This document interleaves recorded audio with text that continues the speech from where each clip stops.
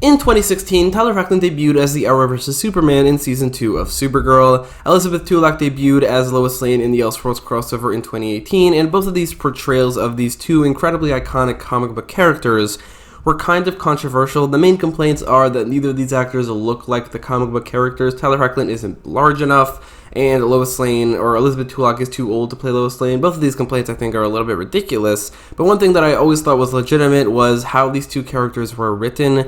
Superman was always written as a sidekick to Supergirl, which is just so backwards. She beat him in a fight, she always had the more impressive feats, even in the crossovers where she wasn't the main character. And in Elseworlds, at the end, all the heroes literally told Kara that she's their favorite Kryptonian, with Superman standing right there. Elizabeth Tulloch's Lois Lane also, I don't think she was well written in Elseworlds. In fact, she was kind of annoying in Elseworlds. She was a bit better in Crisis on Infinite Earths, but she never really had the greatest material to work with. So those complaints were legitimate. However, in spite of this, I always loved Tyler Hoechlin as Superman, probably because of the first episode of Supergirl Season 2 in his debut, where in that one episode specifically, they really respected the character of Superman, and he didn't really feel like a sidekick to Supergirl at all. So I always thought that his potential was wasted since then, and always wanted him to get his own spin-off show so that he can reach his full potential as Superman. In fact, I made 2 separate videos about Arrowverse spin-off shows that I want to see, like 2 years apart, and both times Superman was at number 1, because this is a show that I've wanted to see for a while. So when it was announced that Tyler Hoechlin and Elizabeth Tulloch were getting their own spin-off show, I was really excited, but because of the past CW writing, I definitely had my reservations, and I distinctly remember all the hate the initial trailers for this show got, just because the public has literally no trust in the CW. However, these reservations were calmed a bit by the first actual trailer that showed footage from the show, because it looked really, really good, and finally all of those reservations went right out the window with the release of the first episode, which right off the bat, from the very first scene, the opening montage, it was some of the greatest content we've ever gotten from Superman in live action or otherwise, and it only got better from there. I absolutely love this show. It's kind of perfect. The first thing you notice that's so much better than any other CW show is the visuals and the cinematography. The Arrowverse has always been criticized for not looking great. They've always looked like kind of like low-budget TV, and occasionally they do get really good-looking episodes, but Superman and Lois has that every single episode. Every single episode looks like a high-budget movie. The way they shoot things, the way like they make the colors, the way they frame and position things, the cinematography, it just looks like they put a lot of effort into the actual filmmaking. It's like they're making a film every single week, instead of making just a weekly episode, which is what the Arrowverse shows usually feel like. Every episode surprises me with a memorable shot or scene with vibrant colors, amazing lighting, thought-out framing, and it's so refreshing. It's especially noticeable since Superman and Lois has come out on the same day as The Flash for the last couple of weeks, and the contrast between the two shows is insane. The Flash recently has looked like a Power Rangers show. It looks awful, and then you watch that, and then you watch Superman and Lois, where you go from a Power Rangers show from the early 2000s to a high-budget movie, like a superhero movie, in the year 2020, and it is amazing to see. The contrast is insane, but the contrast between the two shows is not only in the visuals, it's also in the writing. I think I can confidently say that Season 1 of Superman and Lois has the best writing the CW has literally ever put out, which, due to their reputation, isn't saying much, because even like the great seasons of the Arrowverse, the writing has always been like the weak link most of the time. Sometimes they have good written episodes, but not at the level of Superman and Lois. In this show, everybody acts so naturally. Clark and Lois have maybe the most mature and well-written relationship maybe ever in any live-action DC property, maybe even animated DC property, not even talking about their insane chemistry, but the pair they always convey love and trust between each other, like they feel like an actual, real relationship that can last the 20 years that it's lasted at this point. When they have an issue, they talk it out, they compromise, they admit their faults, and they don't make the other feel bad about something every episode. And they don't have like a new piece of drama coming their way every couple of episodes that lasts a couple of episodes, because that's just, it's insanely toxic. And when you watch The Flash, or especially Arrow, and the primary relationships are toxic as hell, Clark and Lois are incredibly refreshing. I should also mention that Elizabeth Tulloch is absolutely my favorite Lois Lane ever now, which is crazy because in Elseworlds, I kind of found her annoying, and in Crisis on Infinite Earths, I didn't find her annoying, but I didn't find her especially special as a character. But in this show, she's absolutely fantastic. She's just as important to the show as Clark is, which makes sense given that she is in the title. She's a perfect Lois Lane. The way she goes after stories, her relationship with Clark also, but also something that we have never seen before is Lois as a mother. All three of those things are perfect. Elizabeth Tulloch is one of the best actors on the show. She's given a lot of great material too. Things that are way more mature than any other Arrowverse show usually does, such as her past miscarriage. And it's, again, really refreshing. But I also just wanted to mention that Elizabeth Tulloch is absolutely my favorite live-action Lois Lane we've ever gotten. Jonathan and Jordan also really feel like real brothers. I have two brothers of my own, and John and Jordan definitely remind me of our relationships. They fight a bit, but in the end, they always have each other's back, which would be especially difficult for John because he just cannot catch a break. And I think everybody's with me in this one in saying that Jonathan Kent is just an amazing character. Every episode he gets pushed down, and every episode he gets back up, and then says or does something just incredibly wholesome or kind or surprising and mature for a 14-year-old. Honestly, it's a bit unrealistic how kind of a character he is, especially with everything that he goes through in this season. But just. He's so likable. It's insane how likable this character is, and please give him superpowers. Speaking of superpowers, Jordan has gone through insane character development because of his powers. In the first few episodes, Jordan was like a super rebellious teenager who always lashed out and was super stubborn about his powers. He preferred to hide his outbursts from his father, and then he took out his anger on bullies to the point where he breaks his brother's arm by accident. And at the end of the episode, Clark gives Jordan the most Superman speech ever, and I love this scene. A speech about keeping his powers in check and having to hold his anger back as to not hurt anyone. And I think that in any other show, Jordan probably would have kept doing that, listened to that speech for an episode or two, but then just gone right back to hiding his outbursts and hurting people by accident.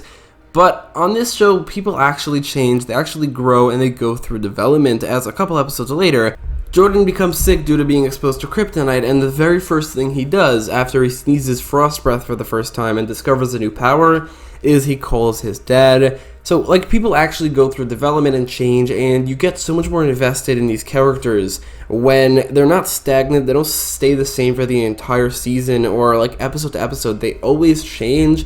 Hell, I care about Kyle Cushing, a completely original character who initially was written to be very antagonistic and unlikable, who at the end of the season, or at episode 13 as we are at this point, you learn to care about him, you get to be super invested in all the troubles that he goes through and the relationships that he has in his life, and that's insane. There are so many original characters in the Arrowverse that I don't care about just because they're original, and it's so hard for me to care about them just because they're not from DC Comics, because they're not from DC Comics, they're not especially well written, so why should I be invested in the characters?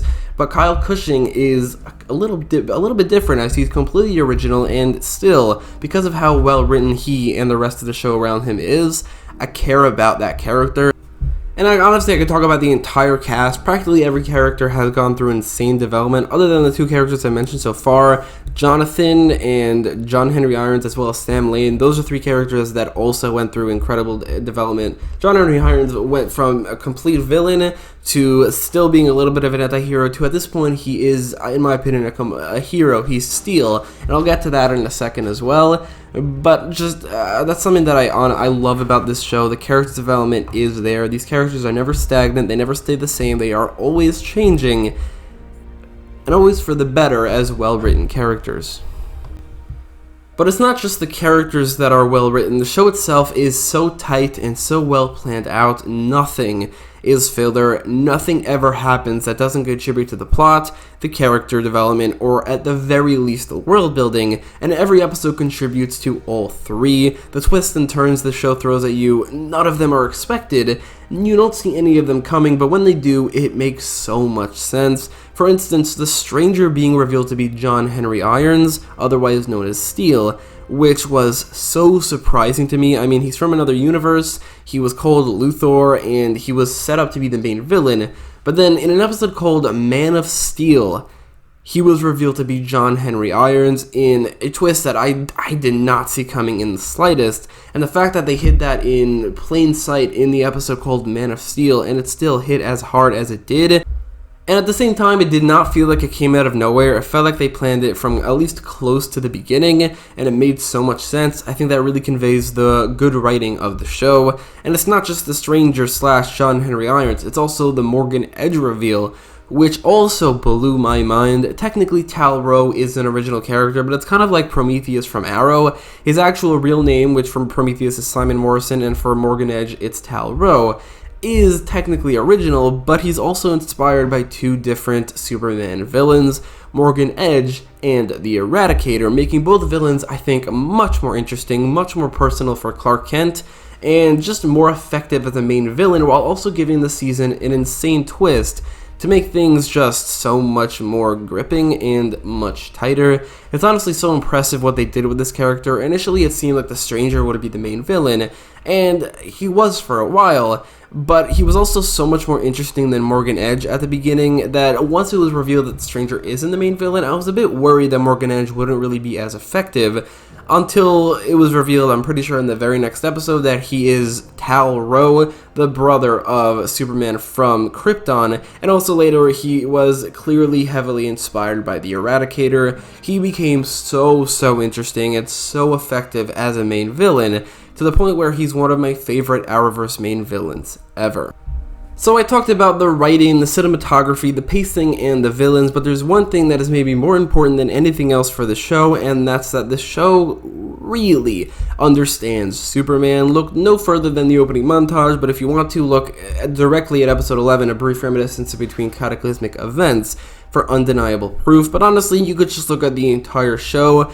This show is amazing at conveying everything that is right about Superman. Superman's immense optimism, the hope he inspires in everybody, the morals he instills in anybody who meets him, the power that makes him one of, if not the most powerful superheroes in the universe, and the way he uses that power, which makes him the best superhero in the universe, his love for Lois Lane, his children, and humanity, and everything else that is right about Superman. No other adaptation has ever understood Superman as much as this one. No other adaptation has ever given us a Superman that is as close to the comics as this one. All the other adaptations have things that are good. The Christopher Reeve one also embodies the optimism and the hope.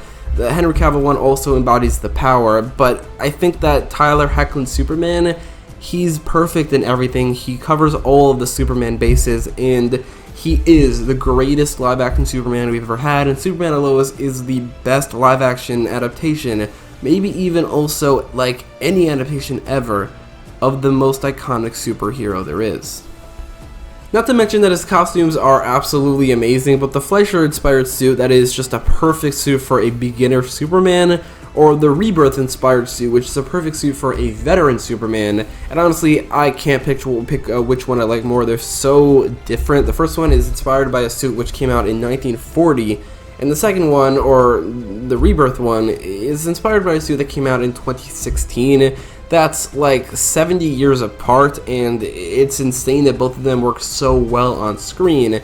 And while they're so different, I still can't decide which one I like more, but I can decide that these are my two favorite live-action Superman suits ever. They look great, especially with the show's amazing cinematography. So at the point of making this video, the show hasn't ended yet, the season hasn't ended yet, and the show is hopefully nowhere near ending.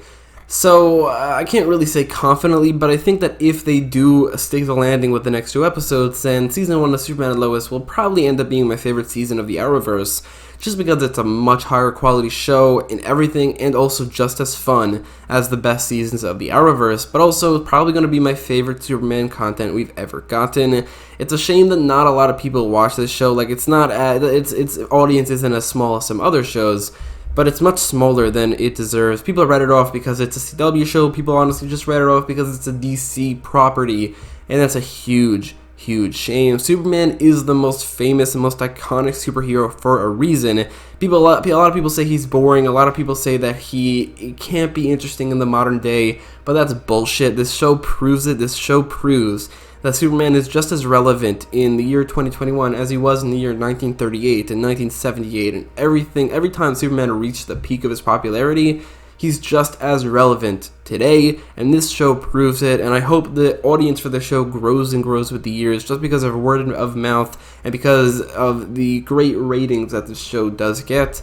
So that's my opinion on Superman and Lois Season 1. It honestly made me appreciate the character of Superman more than I did previously, which is incredibly impressive for a DC television show to do.